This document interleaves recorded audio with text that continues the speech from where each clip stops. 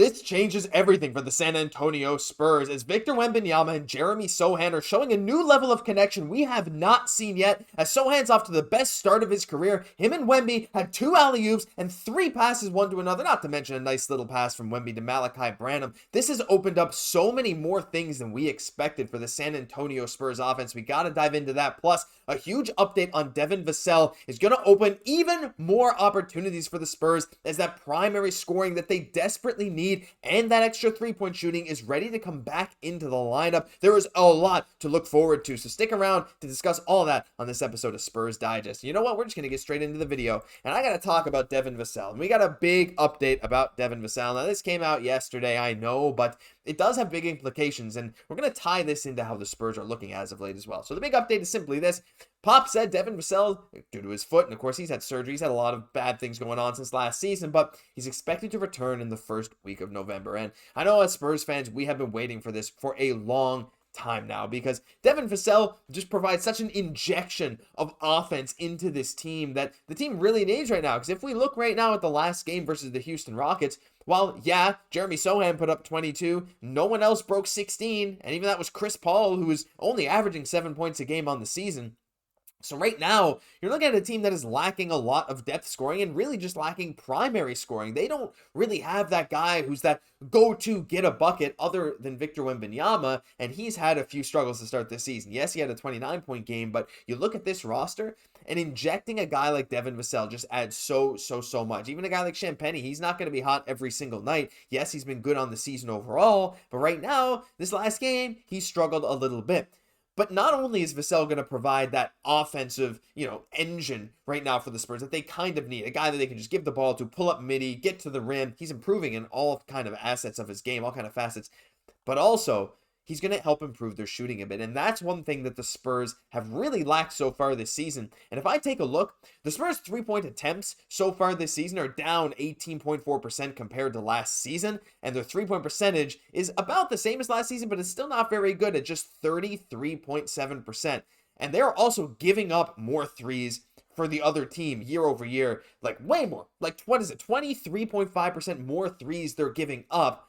And they're shooting 18.4% less, and their percentage is hovering around the same. And, there have been guys that have been doing well. Let's see. Do I have it here? No, I don't have the full stat picture there. Oh, yes, I do. There it is. That's the one. Julian Champagnie, he's probably been the Spurs' best shooter. 6 3-point attempts a game, 39%. Harrison Barnes is at 44%, but only on 3 attempts a game. But guys like Keldon Johnson only shooting 18%. Victor Wembanyama shooting 6 a game, as many as Julian Champagnie, and only making 22.2% of them.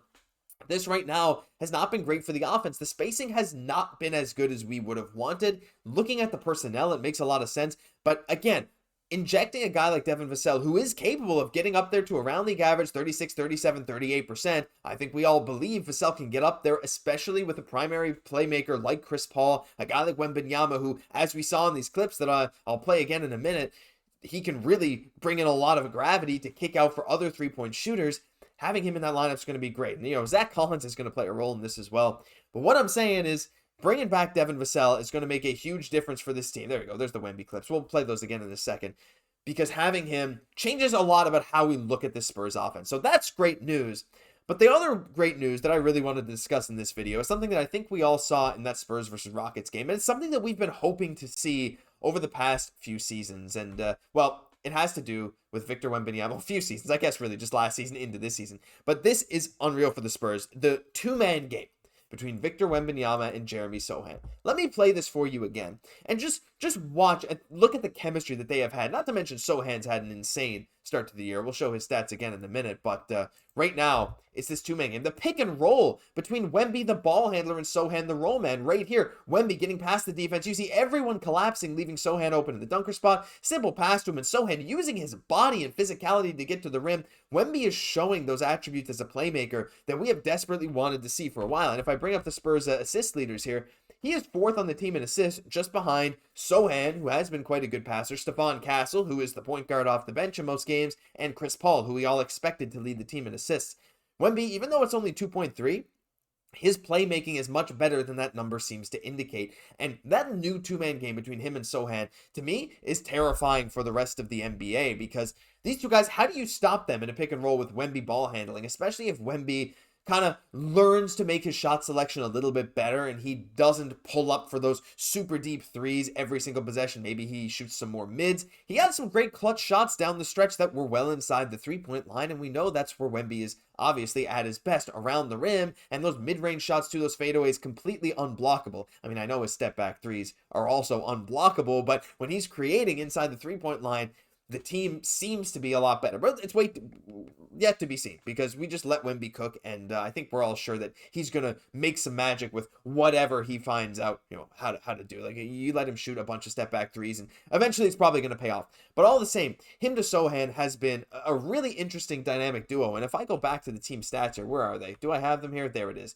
So Wemby's obviously leading the team in points and 20 points per game, but right after him is Jeremy Sochan, and I don't know coming into the season that anyone would have pegged Sochan to be this good offensively. Maybe a guy like Keldon Johnson, maybe one of the newcomers, and Harrison Barnes is going to put up a lot of points, but right now, Barnes has been solid to start the season, I gotta say, shooting 58 from the field, 44 from three. He's not putting up a ton of attempts. Keldon Johnson has been abysmal, as we've all seen, at least offensively. But it's Sochan, who has been surprising, right? 25% from three. That's one of the things that we know he's going to have to improve year over year because that was his weakness coming into the NBA, but his free throw shooting has gotten a lot better. We can see he's at 71% this year, which is really not that bad and definitely an improvement from when he first came into the league. Three-point percentage is what it is, but his two-point percentage being at 52% or his field goal percentage, I should say, is really one of the big things. His two-point percentage being at 67%. Wrong person, 55%. Jeremy Sochan, his ability to use his strength and to get into better positions offensively has really allowed him to score more.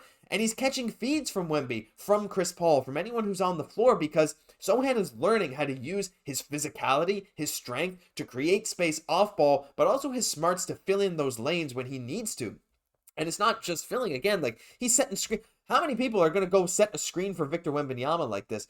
All that to say, Jeremy Sochan has been the surprise of the season, I think, for the Spurs so far. Maybe not even a surprise. I would say his offense is certainly a surprise. He is incredible defensively, very versatile, and to have this two-man game with him and Wembanyama, to me, is very scary for the rest of the NBA and very good for us Spurs fans, but I would love to hear your thoughts down below. What do you think of this dynamic duo? Because we know on the defensive end, this has potential to be one of the best defensive front courts in the NBA for years and years to come, with Sochan at the 4 and Wemby at the 5.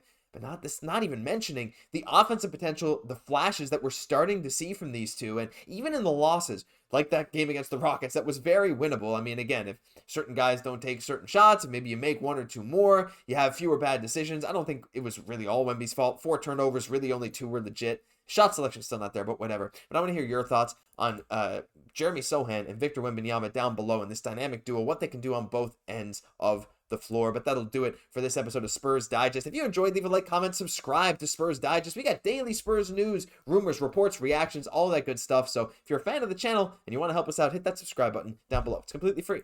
I've been your host, Josh Gosse, and I'll catch you in the next one.